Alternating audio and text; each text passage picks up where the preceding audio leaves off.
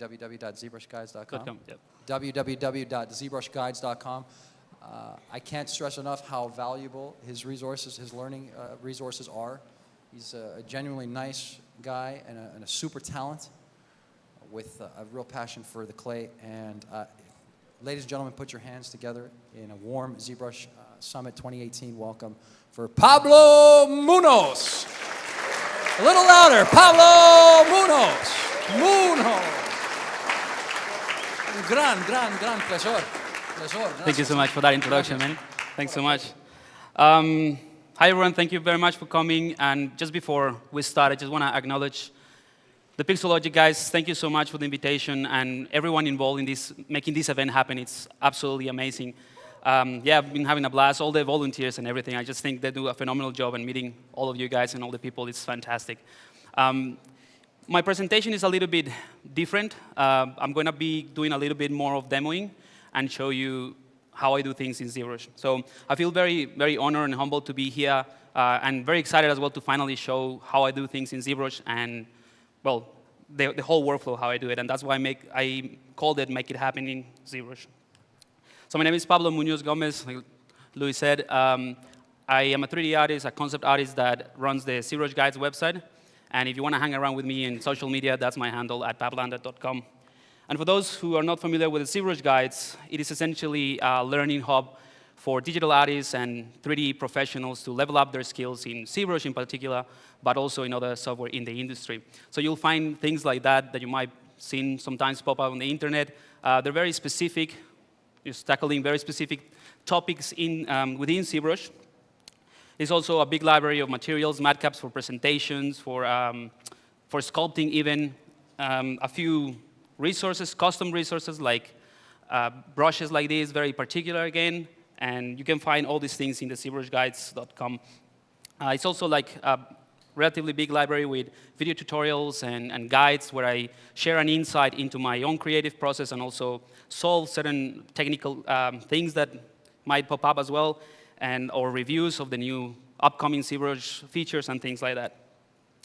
So if you're familiar with the website, you might have already seen my work because I use that as a platform to share the things that I do and how I do them. So this is some of my work. Some of them is still old but relevant. The chimp on your left is one of the latest ones that I haven't published yet, but that's the type of things that I do. And just to give you an idea of the type of topics that I tend to gravitate towards when I'm working with ZBrush, creatures, a bit of sci-fi, environment a little bit, fantasy characters, that type of thing. And what's important to highlight is for all of this and this, ZBrush has been an instrumental part of the entire process. Some of them actually from the very beginning of concept all the way to render with BPR. So that's what I'm going to try to do to show you in this presentation. So this is what I prepared for the presentation, this quirky, weird-looking guy with heaps of fiber mesh. This is 100% done within ZBrush. I just took it after the BPR passes, combined them in Photoshop a little bit, and tweaked the curves, but it's 100% done in ZBrush. So I'm going to show you how I do concept and mockup, how I use C-Sphere for thumbnails, and the highlight points in orange are going to be like the core of the presentation. So how I use the new deformers in ZBrush to create really quickly very interesting base meshes, poly painting. Glauco show you some really cool techniques like hand painting poly paint. I'm just going to complement that a little bit with a different technique to create a realistic skin, but hand painted within ZBrush. Then I'm going to show you some grooming tips for fiber mesh. And again, if you were here for Damien's presentation, he did a fantastic job, and I'm going to try to complement that with something else. But again, everything within ZBrush. And if we have time, sorry, Louis, if you don't mind letting me know 10 minutes, 15 minutes before finish, I'll show you a compositing overview of the entire process. So how I put all the BPR render passes together to create this type of image. So that's just a close-up of the character so you can see the detail of the fiber mesh and things like that. All right? So, do you want questions during or after? I want to make it as dynamic as possible, internet questions as well. I tend to just zone out when I'm working in ZBrush. When I'm actually showing you and demoing stuff, I cannot do two things at the same time. So if you ask questions, I'm happy to just stop and answer them as I go. I have a few things prepared, but we might not go through everything, and I'm happy to also receive questions afterwards if you guys want. So I'm going to show you my sketching process. That's just a quick time lapse. So I try to do this type of things almost with every project that I start with. And I'm not aiming for anything in particular. I just do this to get ideas out of my head. I'm trying different body shapes, different proportions, different ideas for the character that I wanna create.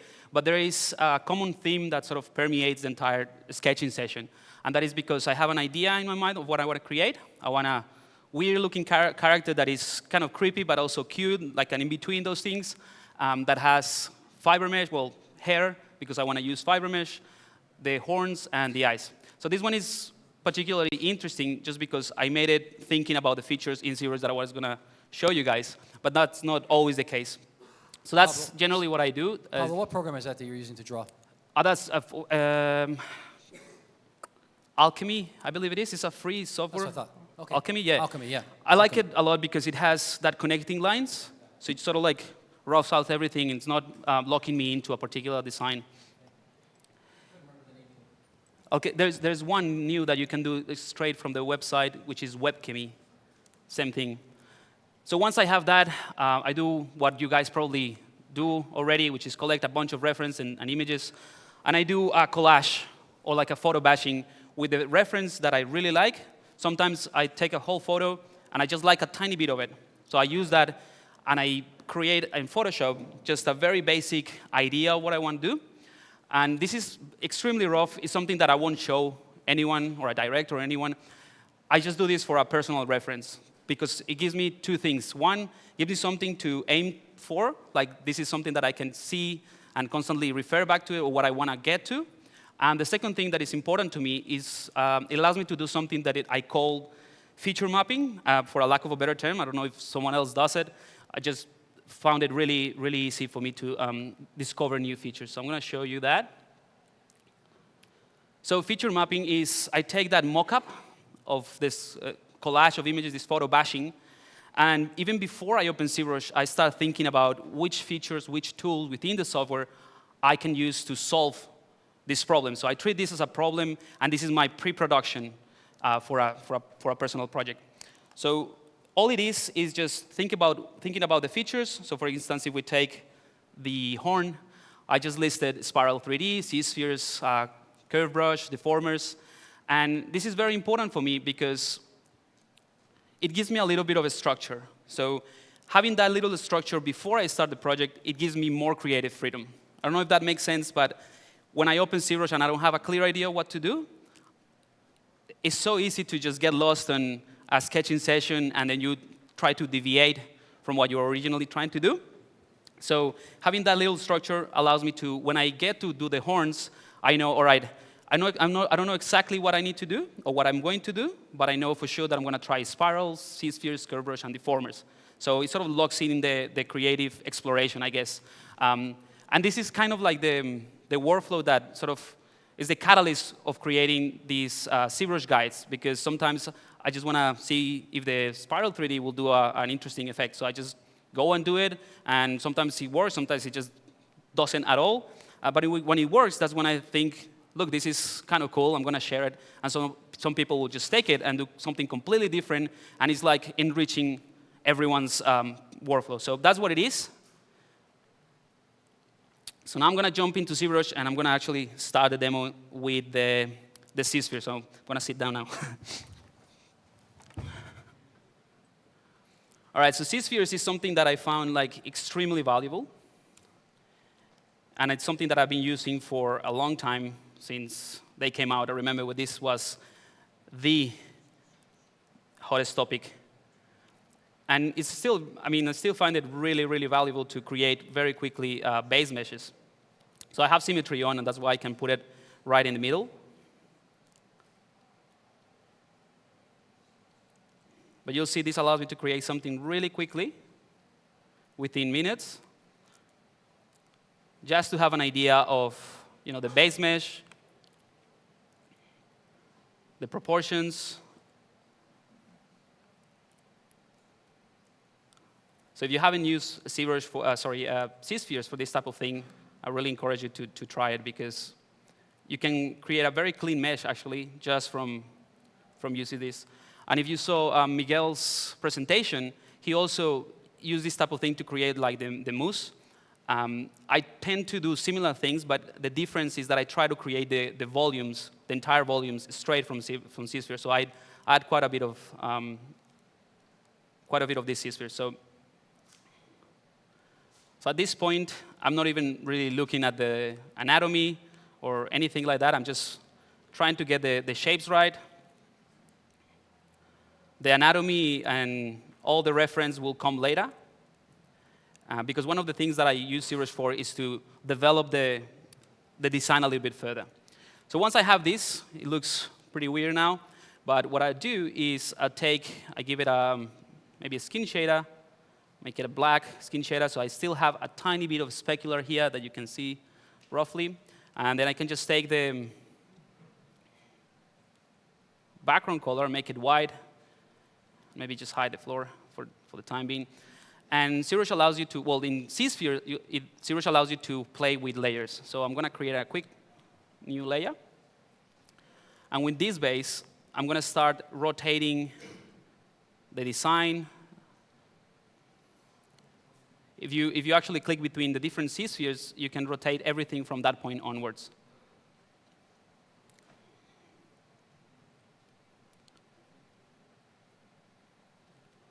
So something very subtle, but then because we have this in a layer, the changes that we did, we can go back and back to zero. So I'm going to create a new one. This time I'm going to play with maybe a bit more of the proportions and scale things down. Try to make it maybe like a skinny character this time. And again, you can do that clicking on the Z-spheres, make them smaller, or if you click on the actual connection between the Z-spheres, it will scale everything at once. All right, so that's another thing. Maybe just push everything back a bit. And maybe closer together.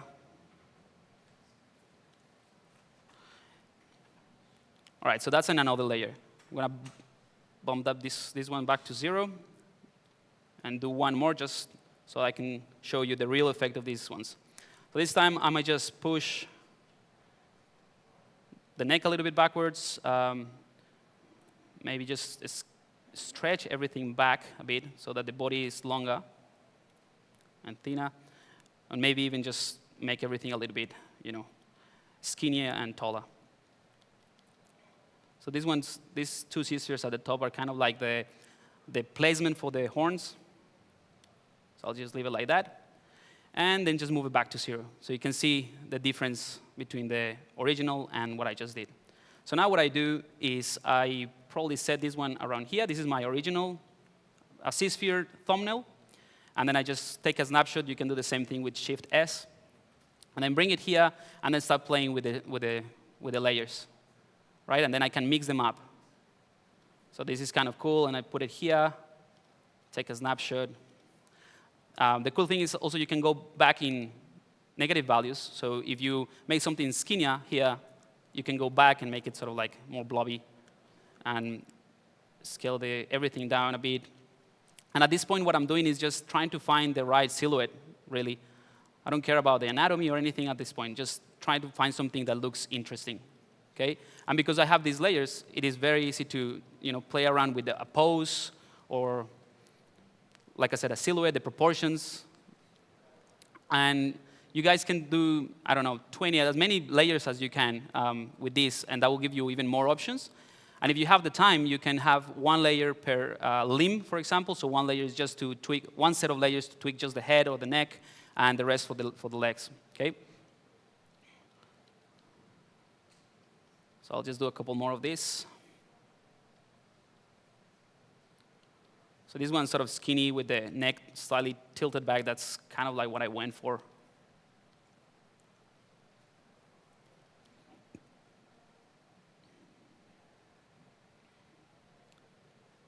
All right, so once I have these ready, like in a blank canvas, let's screenshot that, I would probably go to the document and click export, and that will give me a single image that I can just import into Photoshop, and I can just paint over just to, again, to keep refining that idea, that concept, until you have something that you're happy with, so you don't spend a lot of time doing something that might not work or might not be ideal.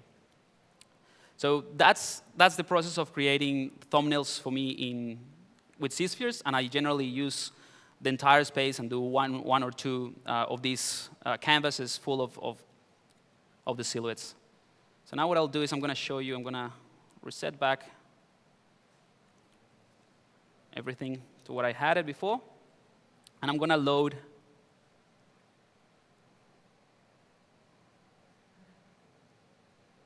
the armature. So this is the one that I came up with. Again, the anatomy is not yet there. It's like a little bit of a structural, the armature is just a structure so that I can build on top. If you want, you can actually do it very, very thin and then use the Z-sketch to just add volume really quickly. So at this point, what I'll do is go to the adaptive skin, and by default, it's set to 256 Dynamesh resolution. I like to work with the old school method, which was just subdivision. So I just set this back to 0. Usually, density of 2 is fine. You can do a preview if you want to see the mesh. So it's very close to the actual Z-spheres. Once you're happy with it, you go make adaptive skin, and you have a new mesh here. And this mesh is relatively clean. So if I turn polyframe, you'll see very nice distribution of polygons. And this is what I start with to shape. And at this point, I will pull the references and start to see, all right, where is the actual knee of this character? I have a bunch of quadrupeds, like horses, a goat, and just to use this as a reference and make this character look believable, that it can actually exist. So to do that, I will start using, I have a set of brushes here. If you see all of these ones here, you don't see any brush around my UI because I have these brushes as the essential ones, and they're like all of them standard. The standard, stamp standard, the clay buildup. I just have a custom ones around here, but I won't get into those ones because you can do everything that I'm going to show you with the default stuff. So I'll select the move brush and also enable AccuCurve. So if you haven't used AccuCurve, just very quickly, if you have AccuCurve enabled, gives you a very pointy effect when you activate it. If you turn it off, it's more bulky. So with AccuCurve enabled, I can just pull like the armpit back a bit and start refining these shapes. And the less geometry that you have is actually better to play with the main shapes and the primary forms to get it right. Again, this is a process that is a little bit boring to watch, but it's definitely very important. I spend a lot of time in this process as well, just fixing the volumes, and sometimes I go back. That's why I have the materials here. I go back to a dark color, look at it from the distance and see if it's working or not, and then quickly go back to what it was and do large proportional changes. So that's essentially what I start with. And then now, recently, since the introduction of ZBrush Sculptris Pro, I try to incorporate that more into my workflow because it's a very powerful tool to just freely sketch. You have no topologic constraints or anything. So what I've been doing recently is to take my only subtool that I have here, and I'm going to use something like maybe the clay brush, right? And enable Sculptris Pro from here. And very early, in an early stage, I like to lock in some landmarks of this anatomy, although it's a fantasy creature. So the eyes are going to be quite a feature piece of this character. The rest is just hair. Oops, this has subdivision level, so you just delete that and enable it again. You should be able to start sculpting. And what's great about this is that at this level, this looks kind of like weird because you have these faceted polygons and these blobby areas. But if you sort of define where the mouth is going to be really quickly, all these, the cheekbones and the cranium, all the skull of this character. And then you can go back with Shift and then clean it up a little bit and just maintaining the volumes. So this is, again, a process that is a little bit tedious to watch, but it's really, really important. So I just want to stress that idea that in this stage I spend a lot of time, a lot more time, but because it's boring to watch, I'm just going to skip ahead and just show you the final sketch. So this whole process is just using basic or essential brushes like the move brush, the clay brush, and smoothing every now and again with the Sculptris Pro enabled. So once I'm happy with the sketch, so this is what I call the 3D sketch. At this point, I'm starting to define a little bit the anatomy to have some idea of where, I'm starting to think a little bit more logical where things fit together, how things fit together, and how they will actually work in real life. And for that, I use tons of references and look at different things. So this is kind of like the back part is from a cow. Then you have like horn, the shoulder blades, where the shoulders blade going to be. I took that from a ram and things like that. So here I started to do some more research about it and tweak things. It's still very large volumes. So you can see this is a Dynamesh sketch that still is not very detailed. But what this allows me to do is a few things. It gives me a solid base that I can start working with. And the anatomy for this guy is not very important to get it right, or very detailed, not like an echo shape, but because everything is going to have fur, so it sort of like covers it. Not try to hide it or anything, because you will grow the fiber mesh from the right points, and having the underlying geometry is definitely important. But I didn't go into too much details because I know it's going to be covered by fur. All right, so at this point, another thing that I like to do is, let's go ahead and append a polysphere. I'm going to select that. And I want to lock in the eyes as one of the first things that I do. Oops, I had symmetry on. So I'll just put it on the right side of the character. And with the eye in place, I can go back to the character. I'm going to disable Sculptris Pro right now. And I can refine these areas a little bit and just fit it a little bit better around the eye. And I'll just leave it there. You can mirror and weld the eye if you want. I just want to have it at this point like that. Or actually, I'll just duplicate it and, whoops. I'll duplicate the eye, and I'm going to mirror that. So now I have two eyeballs in two separate subtools. Go back to my sketch, and here's where the introduction that I gave you about how I would do the horn, this is why I start exploring. Because I can use different forms. What would be the best way? What would be the fastest way? Sometimes is the right way. But sometimes I just like to spend the time actually sculpting. I enjoy adding manual details and all those sort of things, and that's how I develop some of the brushes that I have on the website. So at this point, I'm not going to show you all the different steps, not all the different options, but some of the steps of one of the options that I found really interesting with the deformers. So what I'll do is, instead of working on this subtool, I'm going to select the cylinder, turn that into a polymesh 3D, and I'm going to scale that up. Actually, scale it all down and scale it in the y-axis like that. So you see this is just a stretched cylinder. And what I like to do, a method that I found really interesting was to activate a radial symmetry on the y-axis, because that's the one that I stretch it up, and maybe increase the amount of the radial count. So you see that they snap very nicely to the tube. So this will make sense in a second. Because this is going to be the horn, right? So I can just go enable, let's select this standard brush. I'm going to enable Sculptris Pro, and Sculptris Pro works very, very well with the symmetry, with the radial symmetry. I'm going to turn on polyframe just so you guys see what I'm doing.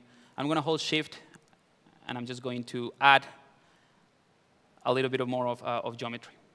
So now we have this thing here.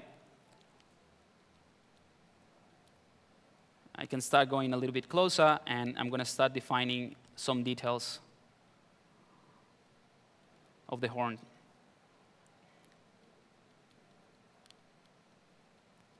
But you'll see that I just need to do literally one little bit of the stroke, and because I'm using the radial symmetry, it's doing it all around, right? So at this point, it looks very symmetrical and not very interesting, but that's how I generally work. I start building it up by layers of work.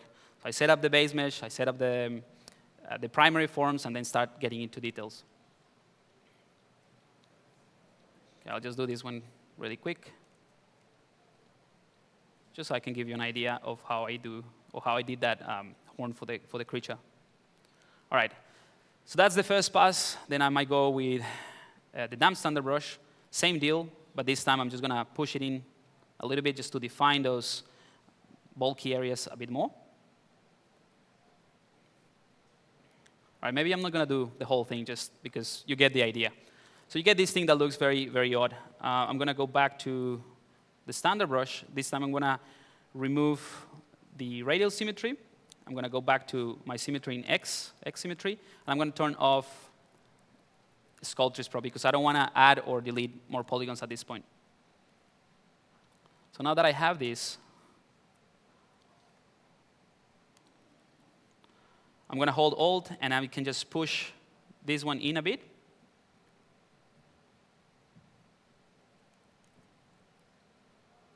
You can play with the scene intensity as well.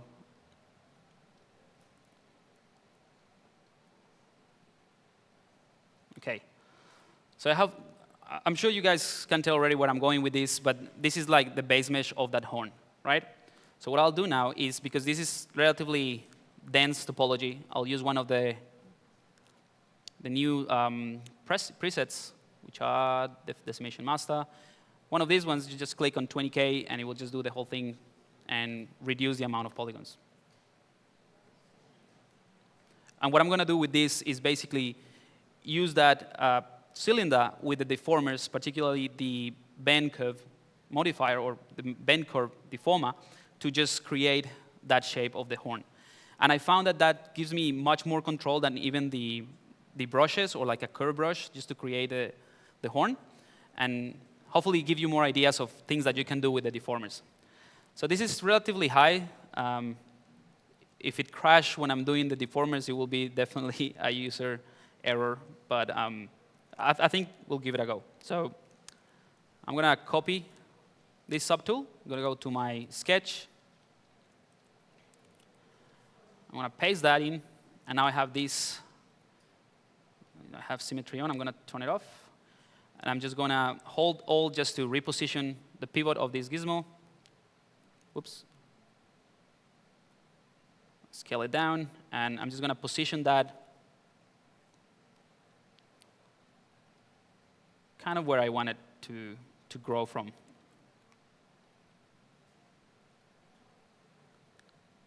Okay, because it's a separate subtool, you can just embed it and it won't affect anything else, right? So that looks weird, but this is the starting point, right? And this is something that I was actually speaking with some of the guys here that I just want to slot it into the presentation, is that sometimes people start working and you see, this is not going anywhere. I don't know, this looks weird. I want to start it over again. But if you push yourself to just keep tweaking it, you might not end up with something that you really like, but you will learn a lot along the way. So just complete a project. Even if you don't like it, you start over again, but you know how to do it better next time, rather than saying, nah, that looks horrible. I'm just going to do it again. So at this point, going back to the presentation, I will just click on the cog icon here, click the bend curve, and this is an incredibly useful tool. I'm going to go into solo mode just in case, so I have less subtools visibles. With this little cone here, you can determine the axis that you want to use. So remember that I stretch it in the y-axis. So I'm just going to push it to the y-axis. The orange one allows you to set the amount of editable points in the curve. So I'm going to go for something like, let's go for 6. I usually start with a few, but the good thing about this one is you can start editing and then add more points or reduce the points, and it won't change the shape. So I have these ones right here. And let's bring back our guy. And you can take one of these ones and do these type of things. Very quickly, you have this shape, and it sort of carries this sort of indentation that we did from the original cylinder. And what's good about this as well is that you have these two other cones that allows you to pinch or squish the points. So I can use this one to, no.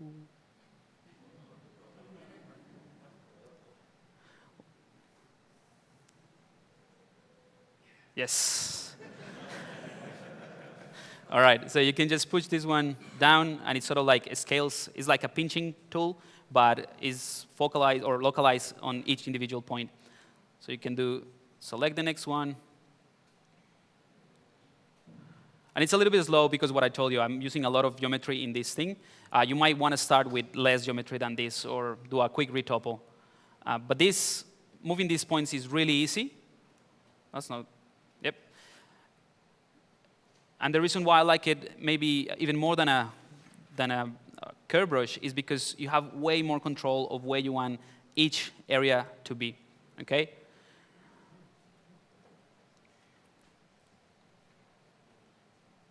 All right. I think you get the idea. Once you're happy with this, you can accept just to lock in the changes, and either you can move it in place a little bit better, reposition it. I like to just reposition the pivot or this gizmo and then use it from the base, from where it's starting. And once I'm happy with this, I just go mirror and weld, and I have a subtool with the horns. Okay? So that's how I go about doing these type of things and exploring features in ZBrush. And I just want to show you another really cool way to create eyes really fast. The first one,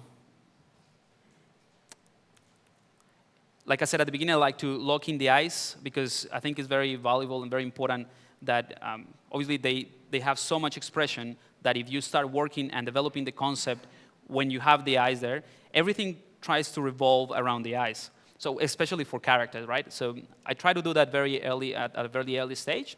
So I'm going to show you one of the materials that I have for that. It's called the Simple A matte cap. So let me give the guy a little bit of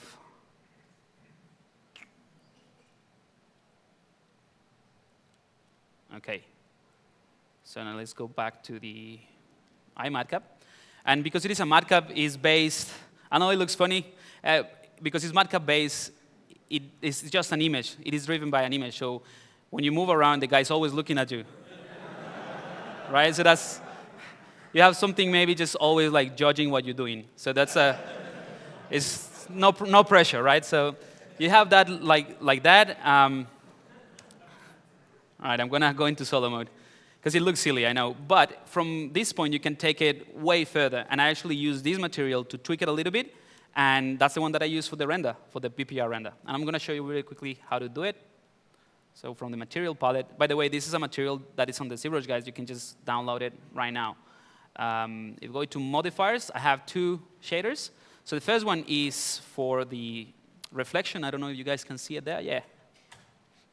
I'm going to increase the intensity just to make it really clear. So this first one, if I turn it on and off, you see it's just a reflection pass. The other one is where the image is. So that's the image that is driving the whole thing, right? I'm going to reduce the intensity a bit.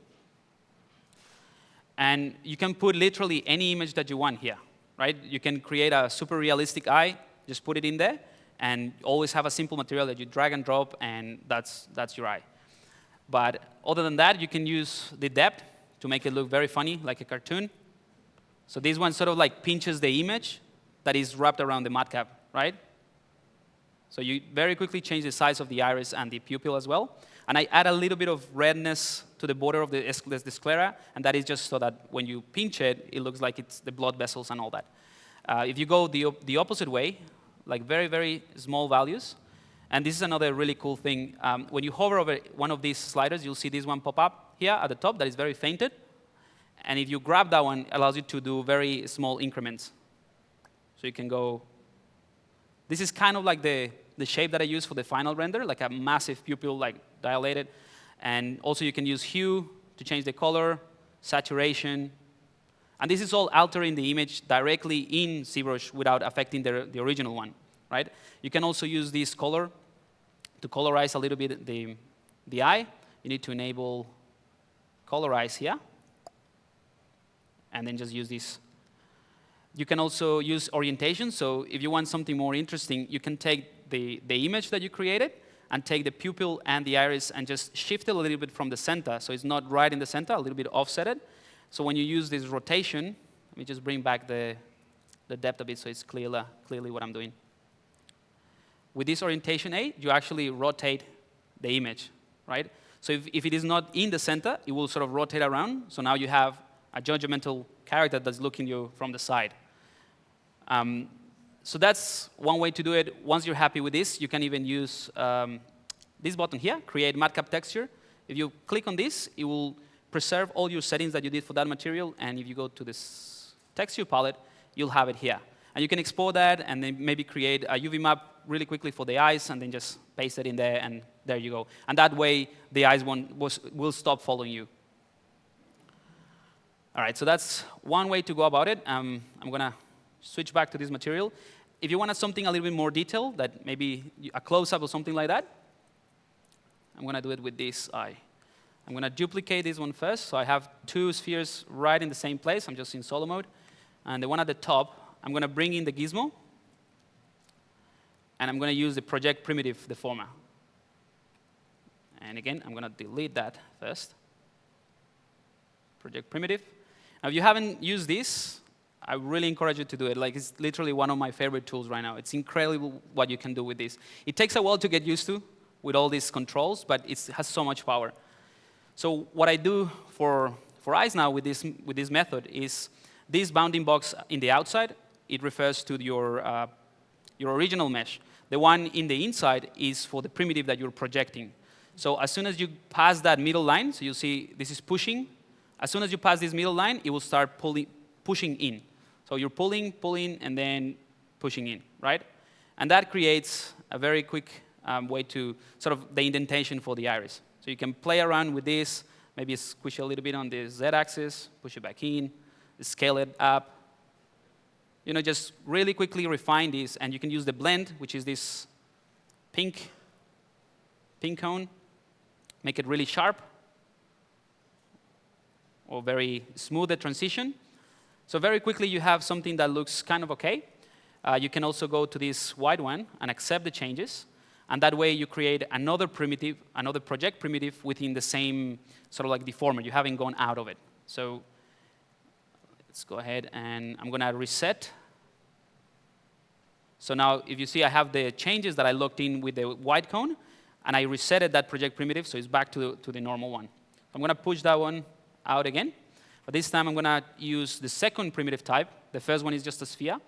The second one is you can kind of make a cylinder. And at the bottom, if you hover over any of these things, at the bottom, it will tell you what it does.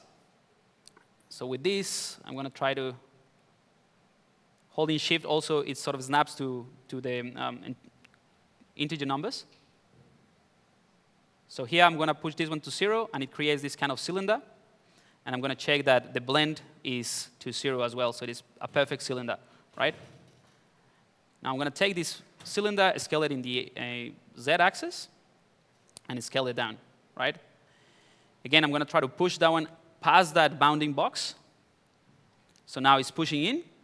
And now we have this to create the size of the pupil really quickly with geometry, okay?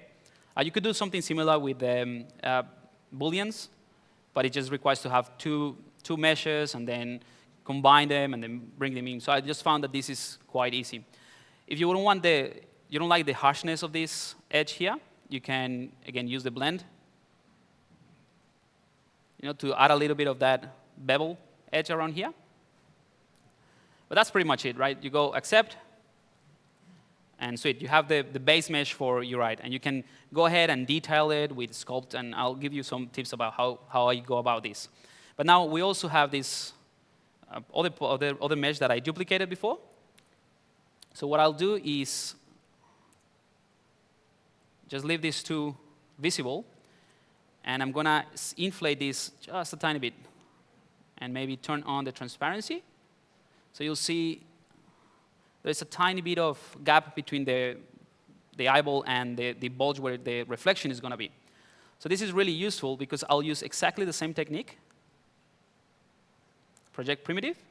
Come on. Delete. Project primitive. And then I'm going to push that in. I have to do a full reset. So I go back to the original primitive, the sphere.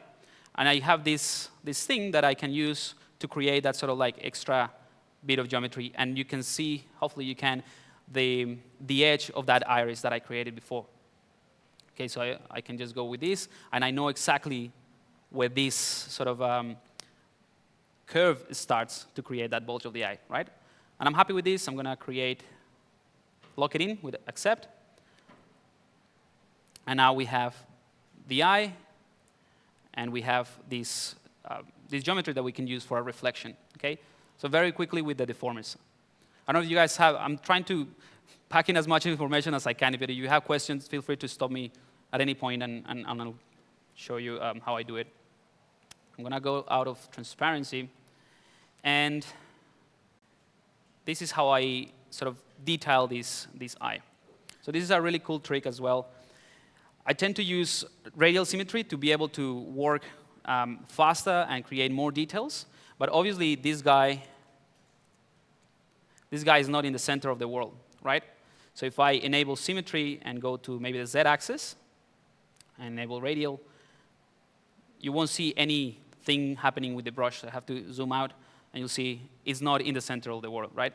So that's like, okay, what can I do with this? I'm going to forget about the reflection sphere. And what I'll do with this is turn off symmetry right now and click on this location icon. That will make sure the pivot or the gizmo is centered right in the middle of the eye, and then click on this house icon. And that will center it back in, right? So now I can enable radial symmetry. And remember, this is just a very basic geometry with a few polygons because we use the project primitive. So this is how it looks like. But because we have Sculptris Pro, we can start adding some details really fast. So right now, what do you mean by that? What do you mean you have Sculptris Pro and you can add details really fast?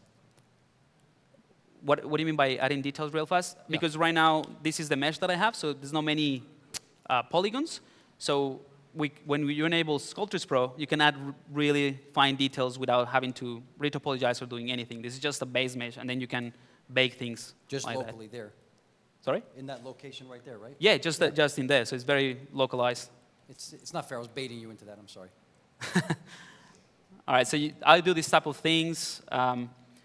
I tend to, when I'm working with this type of assets and radial symmetry or normal symmetry, I just change the radial cone every now and again, just so that it creates a bit of asymmetry. And if you keep it kind of like in odd numbers, like 3s, 5s, 7, it's even better. Or like it's harder to recognize the symmetrical pattern, I guess. All right, so that type of thing. I'm just going to leave it like that because that's not the trick that I was going to show you. Like I said, with zeros, I tend to just get carried away with stuff that are not part of the project. OK, so what I want to do is instance that I put it where I want it to be, but I want to keep it as well in the center so that I can keep refining some details. So you can do that with the array mesh, actually. So I'm going to get out of solo mode. So now the eye is right here in the middle. And I'm going to go to array mesh. Click array mesh, click transpose. So you will no longer use the gizmo. You will use the old school transpose line, which is still really powerful. Lock in the position, lock in the size, and then turn this off. Now you have this transpose line. Because I lock the position, the transpose lines stay there, but I'm just holding the click, and then I can position this guy. So it takes a little bit of back and forth. It's just a workaround, but I think it's really valuable just to be able to do these type of things. And because we had the size ready beforehand, I don't have to worry about resizing. It's just positioning the asset. So let's say that I'm happy with this as it is. Okay, so if I get out of solo mode, you have this one here that if we enable radial symmetry, I'm going to do something weird just so you can see the effect, right? As I sculpt, it is being duplicated here, right? So you can do very cool stuff here that it's being instanced. And once you finish with the details that you want to add and all that, you can simply create a mesh from the make mesh button and then mirror it, and then you have a mesh that it has quite a good details, but you always saw it from where you want it to be, from the actually eye socket. All right, so I'm going to show you how the sketch looks like. Oops.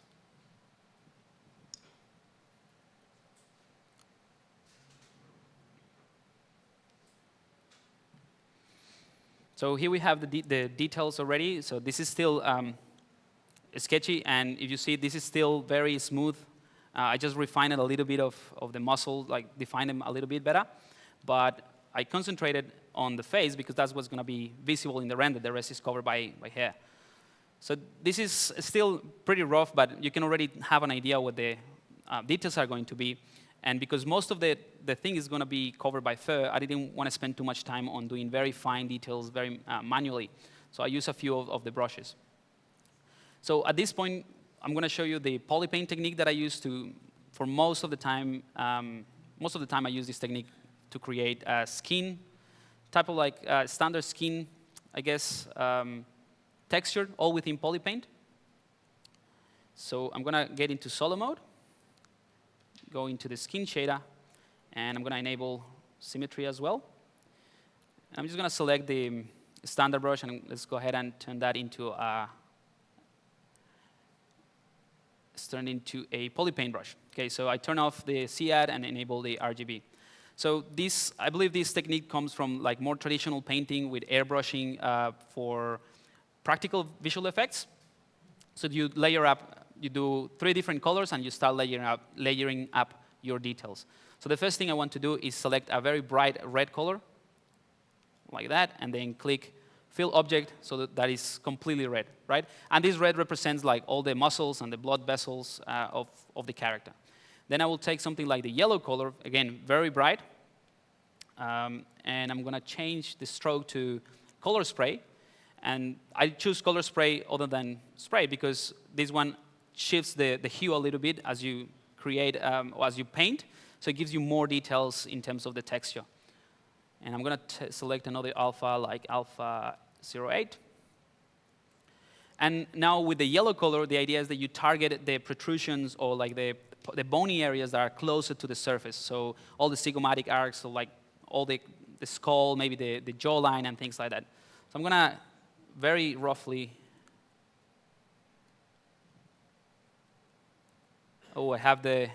forgot to do that. So in the texture palette, I have this selected. So make sure you don't have that. So now, right, you have this yellow color, and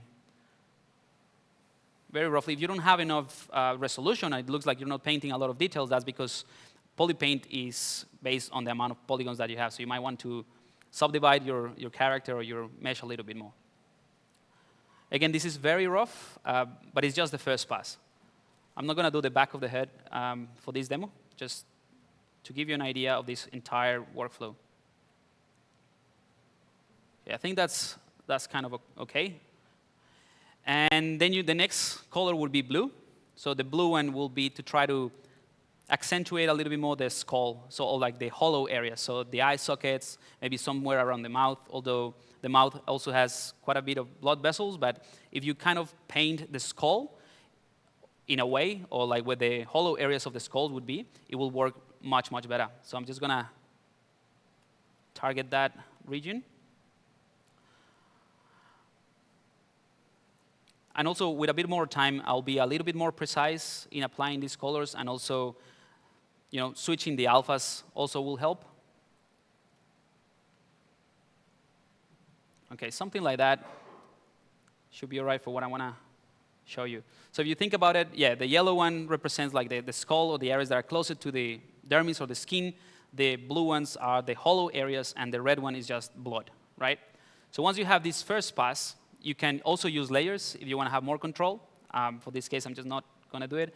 And you can select something a little bit more, like a duller color of skin. Could be a dark skin, could be whatever. It could be also alien skin, just make it blue, and it would still work. So I'm going to select something like that. It's still quite saturated. And maybe change the alpha. Alpha 58 usually works fine. And then I start doing this always in a circular motion. I don't tend to paint with like straight strokes like that. But you can already tell how like the colors are starting to mix. And I'm not applying a lot of pressure, right now. And you're covering that sort of like clown-looking pass with a single color.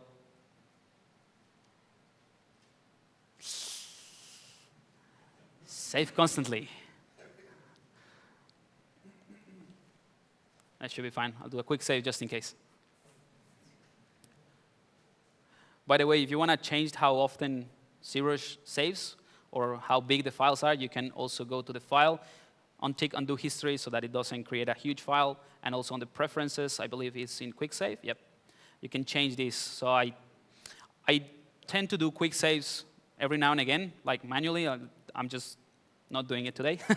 And then if you change this to 600, it will take longer to do these auto saves, or just less if you want. Anyway, back to this. Now at this time, I will choose maybe a different. That's in minutes.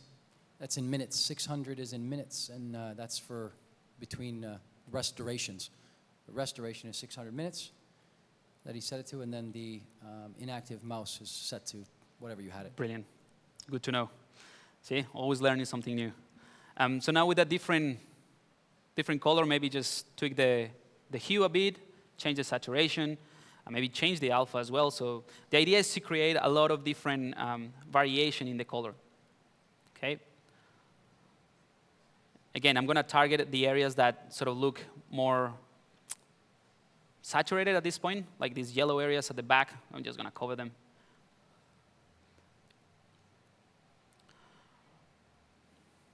But you can sort of tell like that there is some colors, some indication of the original colors underneath, and that's what I'm trying to preserve. And at this point, you can go, I will spend more time on this, but you can just go to the masking palette and use something like mask by smoothness. Just wait until ZBrush does its thing, and you get this type of effect, right? You can blur the mask, or you can sharpen it. I like to just click this view mask, so it's not visible, but I mean, it's still there. Bless you. Then you can take a darker color, right?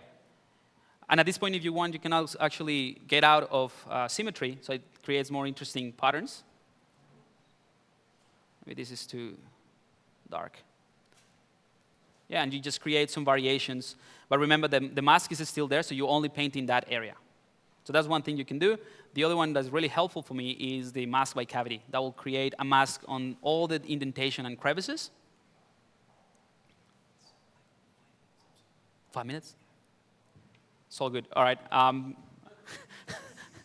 7 minutes. All right. 2 minutes to finish this, and I'll try to get to the grooming tips.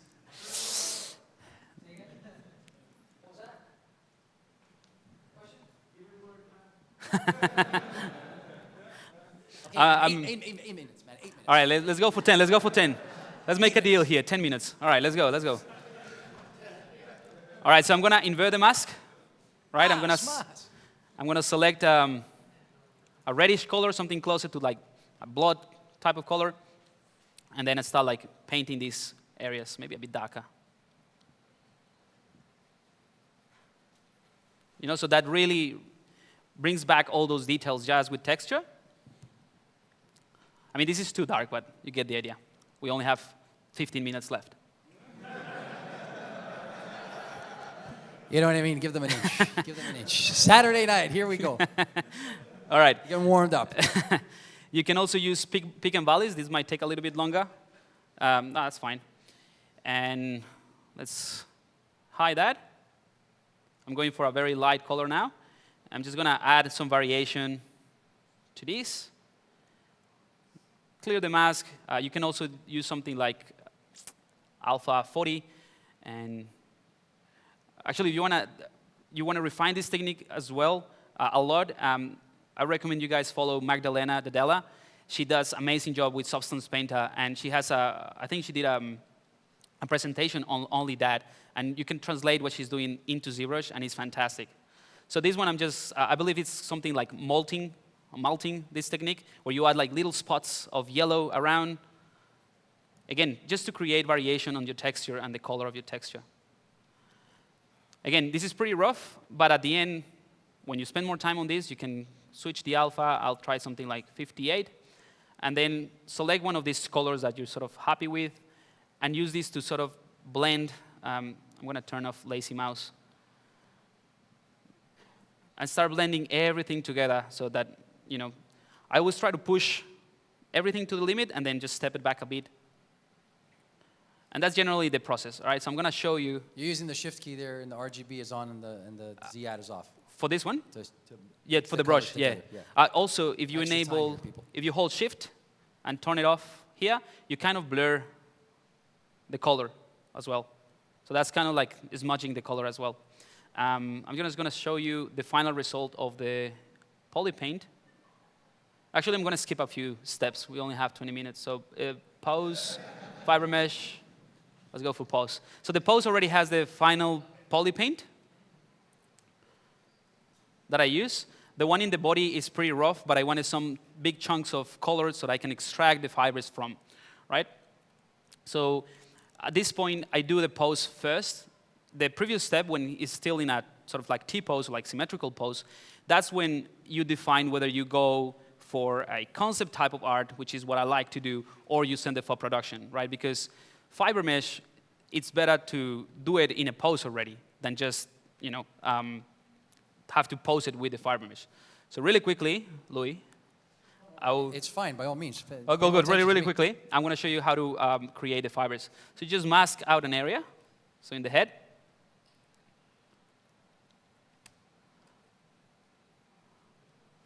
And by the way, I have polygroups already, so they will preserve that as well. So on the fiber mesh, where is fiber mesh? Fiber mesh, here we go. So click preview, and you'll see it already has the color, right? And then I can just play with the modifiers. I already set up these things, so it will remember even you save your C tool. And one thing I like to do, let's just click accept. I tend to just click no and then control that preview setting from underneath the BPR settings, preview settings, so you can turn it on and off. And actually, this is something that I use quite a bit. I just turn it on, and I'm finishing, and you close it, and then you have less fibers to work with. All right, I'm going to show you the final result of how it looks in ZBrush. And again, you do the render from there. So this is the guy. I'm using all of the big chunks of fur are from. I have the fast preview enabled, and if you want to turn it on, just go here and increase it. And there you go. That's all I have. Let me answer your question. Yes, Pablo Munoz. Yes.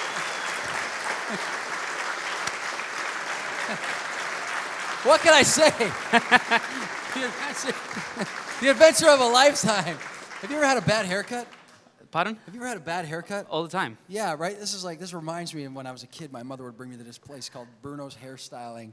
You'd drag me there kicking and screaming. And I'm like, I want a haircut like Duran Duran. And the lady's like, you can't have hair like that. This is one of those moments. So we'll call this a short and sweet one. But we appreciate it. Sorry to cut you short like that. No, it's all good. Like they say, the ball keeps on rolling. How about it again one more time? Pablo Munoz around the world. Thank you, guys. They're tapping their keyboards. Remember, ZBrushGuides.com. That's the one. ZBrushGuides.com. ZBrushGuides.com. #